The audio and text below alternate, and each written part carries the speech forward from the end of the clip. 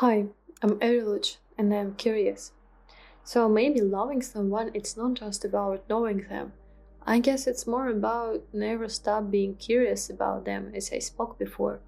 When we meet someone new for us, we just ask endless questions. It's almost just impossible to stop asking because everything about that person feels really new for us. Their mind feels like a place you have never visited before. And maybe that actually what attracts us. So it's just more about curiosity. And sometimes we just slowly start to believing that we already know the other person and we just stop asking. And we just start to finish their sentences. We assume we know what they will say, what they will choose, how they will react. It's almost like we replace the real person with an idea of who they are, but the real person never stops changing. It's a basic thing. 5 years from now, you will not be exactly the same person you are today. Your experience, dreams, and fears, just everything about your life will change you. So how could the person you love stay exactly the same? They can't.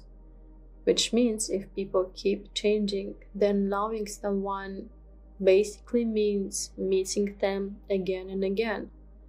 I don't really think that curiosity exists only at the beginning of the relationship. I think it's one of the things what actually keep it alive. Because asking questions, it's just the way of saying like, here's something more about you, what I want to discover. And maybe that's one of the most beautiful things what other person can say to another person. And there's another reason why I think curiosity matters so much, because none of us can experience other person's mind. I can hear your words, see your face, guess what you will feeling, but I will never know what it actually means to be like you, because your consciousness and everything about your life, about your mind, it's just something only you can experience. And yes, the same is true for mine. We are all living inside different minds, completely separated, and yet we're still trying to understand each other anyway. And I think it's really beautiful because curiosity, it's just an admission.